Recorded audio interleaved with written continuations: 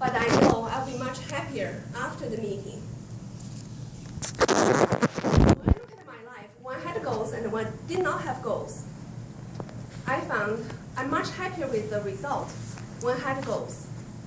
Although there was struggle, but I'm much happier with my achievements, and I'm much happier with the time after I've achieved my goals. So today, when talking about goals, I want to share with you my goals for public speaking for 2016. I'll share with you my goals throughout the meeting, and at the end of the meeting, I'll ask for volunteers who would like to share their goals. Okay, now let's get the meeting started. I'll introduce today's functionaries. I want to thank them for their service to the club. Today's table topic master is Hua. Hua, could you give us a little bit description about your role? Thank you, Toastmaster. Table topic is a fun part of this meeting. Give opportunity for everybody to act upon, improvise upon the topic instantly. Today, I would like to do a little bit different. I will design a game.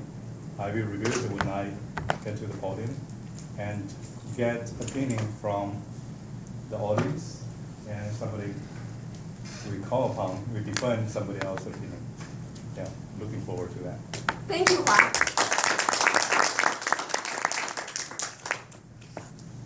Our first evaluator is Guarav.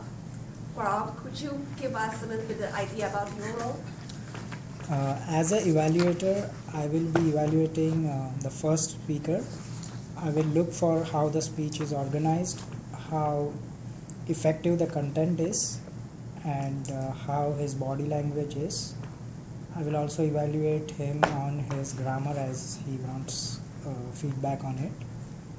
That will be my role. Thanks. Thank you, Guarav. Our second evaluator for today is Rebecca. Rebecca, could you give us a little bit description about your role? Sure. Today I'm going to evaluate Marcelo's 7th speech, and the topic is research your topic. I'm going to examine how he used statistics, testimony, examples, visual aid, and facts to make his point. Back to you, Madam Toastmaster. Thank you, Rebecca. Our general evaluator is John. John, could you give us a little bit description about your role? Absolutely. So the general evaluator looks at the meeting as a whole and critiques how it's been run, how we have all participated, makes suggestions, particularly as to how people can improve their speeches and how the Toastmaster can improve in running the meeting. And I'll be doing that today. Thank you so much.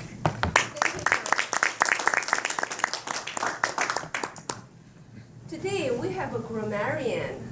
That's Anne. So watch out for your ums and ahs. Anne, could you give us a little bit description about your role? Certainly.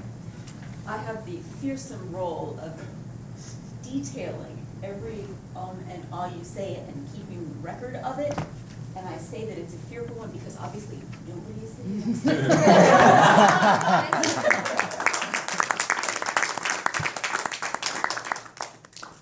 Now we have two roles that are not assigned.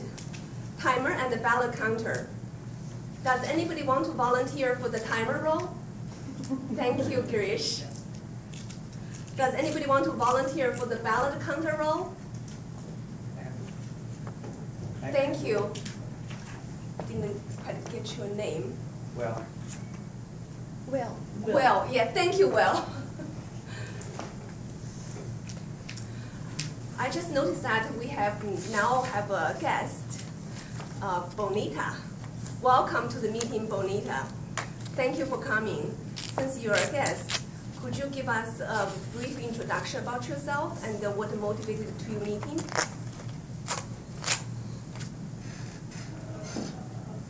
Table topic, oh sorry. Hello all. My name is Bonita Cloak. I recently moved to San Diego area for a job, and my family situation, we decided to to move out here together, and I'm the first one who came out to San Diego area, and I liked it a lot.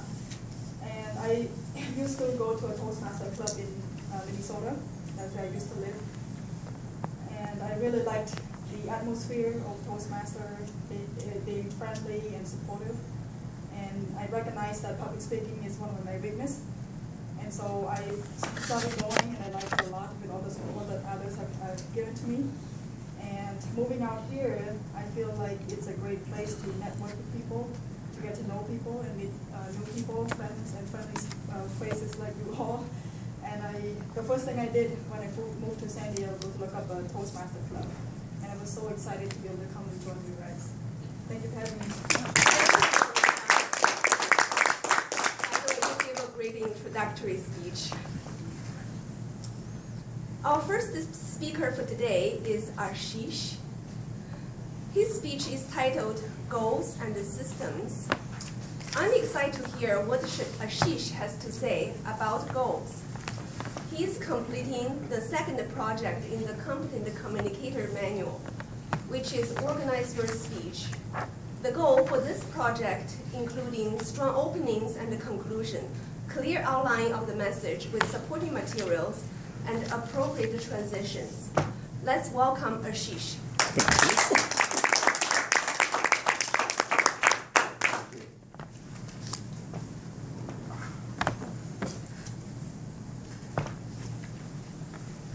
Thank you, Madam Toastmaster.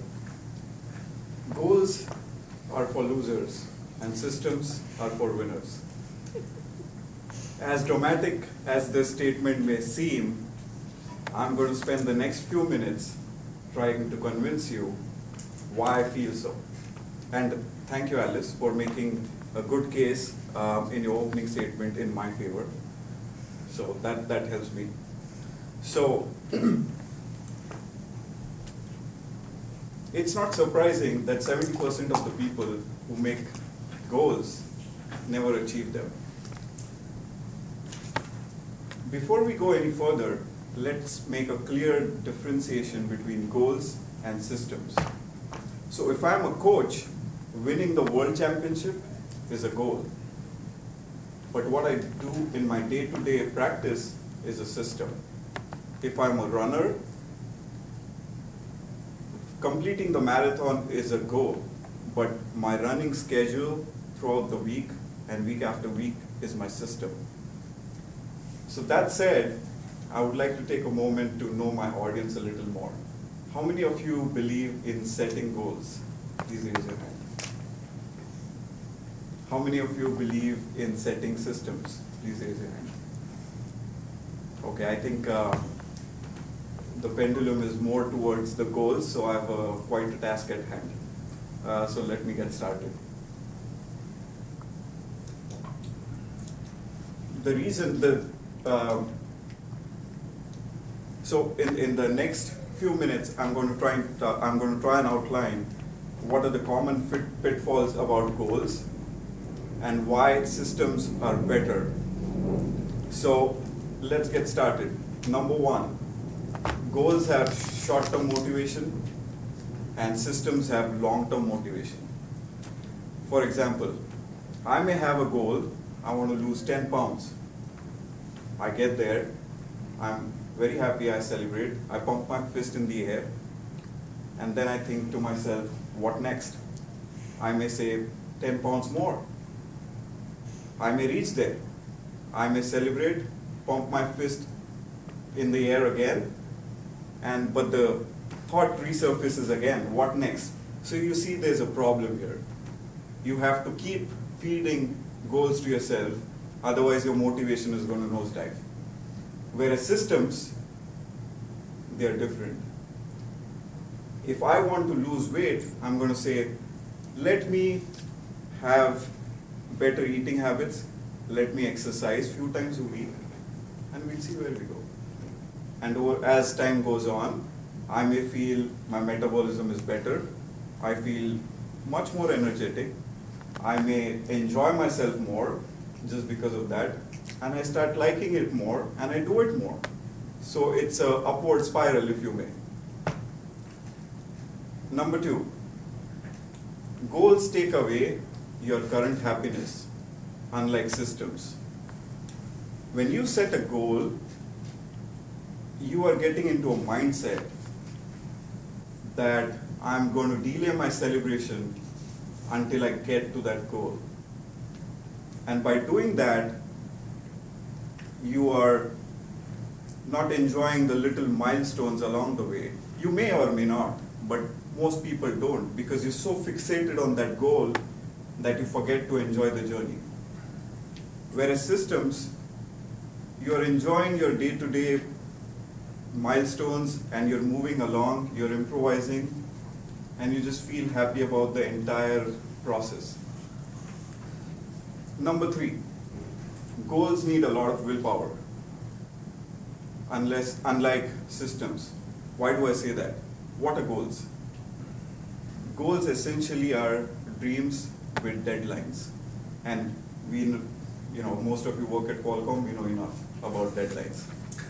Anything associated with a deadline, there is stress, there is pressure, and so when we set a goal, we put unwanted burden on our shoulders and we start wilting under that.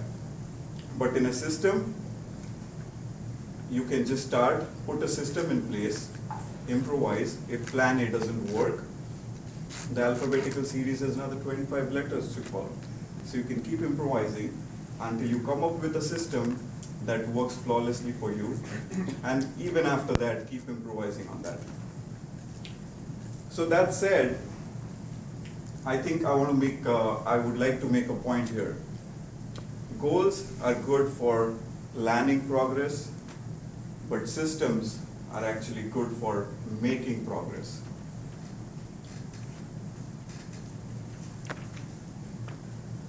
So that said, long pause. I would like to recommend everyone commit to systems and not goals, because life is a one-time offer. Please use it wisely. Back to you, Madam Toastmaster.